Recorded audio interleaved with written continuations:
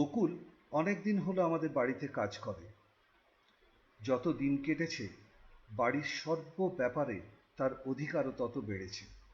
যেমন যে কোনো ব্যাপারে সে ফোড়ন কাটতে ছাড়ে না, এবং বাড়ির যত্র তত্র ঘুরে বেড়ানো বা যে কোনো স্থানে প্রবেশের কোনো রকম অস্বস্তি সে বোধ করে না। যতবার দেশে যায় ফিরে এলেই তার মধ্যে নতুন নতুন গুণের খোঁজ পাওয়া যায়। গত দুবারের প্রথমবারে সে ফিরে এলো অ্যাস্ট্রোলজার হয়ে, এবং দ্বিতীয়বারে হোমিওপ্যাথি ডাক্তার। আমি নিজে দেখেছি তাকে আমার মায়ের চিকিৎসা করতে। আমার বেদম বকুনি খাওয়ার পর গোকুল রণে ভঙ্গ দেয়, তবে বাড়ির মেয়েদের হাত দেখা থেকে তাকে বিরত করা যায়নি। সকালে হারমোনিয়াম সহযোগে সঙ্গীত চর্চার অভ্যেস আমার অনেক দিনের। আজকাল প্রায়ই দেখছি গোকুল আমার ঘরের আনাচে কানাচে ঘোরাঘুরি করে। কাল হঠাৎ খেয়াল করলাম মূর্তিমান আমার ঘরের দরজায় হেলান দিয়ে দাঁড়িয়ে আমার গানের রসাস্বাদন করছেন। আমার চোখে চোখ পড়তেই তার মুখে মৃদু হাসি দেখা দিল।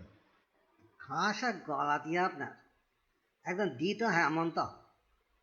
তা বন্ধ করলেন কেন? গাও না, বেশ তো হচ্ছিল। আমি বললাম, তোমার কাজকর্ম নেই? না, তা থাকবে নি কেন, কাজ তো সব সময় রয়েছে, কিন্তু গান তো সদাই থাকে না।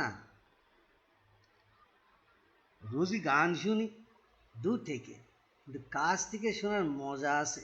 সত্যি কথা বলতে কি, এটা গানের চর্চা আমারও আছে। আপনি যেসব গান করো তার দু চারগুলি আমিও জানি। কথা একটু এদিক ওদিক হয়, এই যা, তো সে ভাবটা ঠিকই থাকবে। তা একটা গান শুনবে নাকি?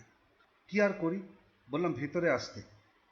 গোকুলের মধ্যে কোনো অস্বস্তির লক্ষণ ছিল না। একটু দূরত্ব রেখে সামনে এসে বসলো। আমি বললাম, গাও, একটা গান শুনি। গোকুল শুরু করলো। হিমের রাতের ওই গগনের দ্বীপগুলি রে হেমন্তিকা করল গোপন আসল ঘিরে ঘিরে ঘিরে। হিমের রাতের ওই গগনের দ্বীপগুলি রে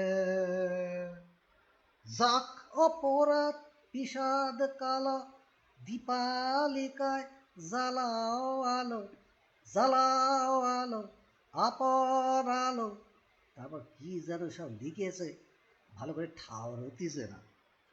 নীল আকাশের কনে কনে, গানটা আমার মনে বড় ধরেছিল, কিন্তু ওই একটি লাইনই আমি জানি।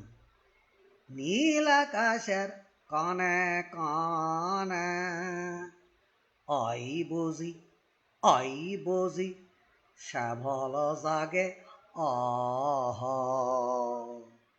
সুর এবং কথা নিয়ে কিছু বলার আগেই আর একটি। শখের আলোয় দেখেছিলেন শখের বাইরে, অন্তরে আজ দেখব যখন আলো নাই রে। শখের আলোয় দেখেছিলেন শখের বাইরে, ধরায় যখন দাও না ধরা, হৃদয় তখন তোমায় ভরা। এখন তোমার আপন আলোয় তোমায় চাই রে। শখের আলোয় দেখেছিলেন শখের বাইরে, তোমায় নিয়ে খেলেছিলেন খেলার ঘরেতে।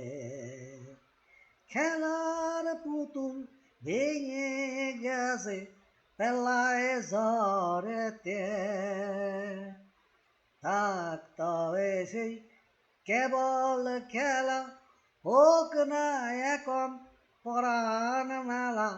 তারের বিনা ভাঙলো কষে হৃদয়ের গান গাও রে।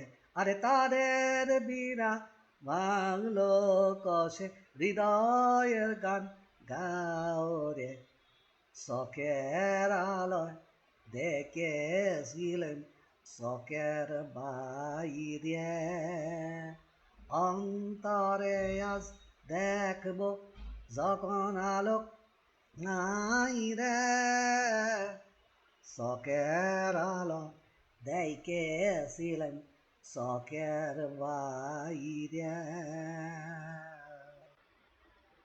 গান শেষ করে গোকুল এবার পূর্ণ উদ্যমে তার বাক্যবাণ নিক্ষেপ করতে থাকলো। একটা কথা আপনার এই শুধু গান গাতি হলে পরে সঙ্গে একটু বাজনার আবশ্যক হয়, এটা মানেন তো? গানটা তাহলে পরে বেশ খোলতাই হয়। হারমোনিয়াম তো বাজাতে পারি না, কি করি? গান বাজনায় আবার আমার বড্ড শখ। পাড়ার অবিনাশে সেইকে ধরলাম, বললাম হারমোনিয়ামটা আমার এই শেখা আজকাই। সে বলল, এটা গাছের এক কাঁদি কলা পেয়েছ, মন চাইল আর পেরে নিলে। এটা একদিনের কর্ম নয়, সময় নাই তো। এখনকার মতো তুমি একটা কাজ করো দেখিনি।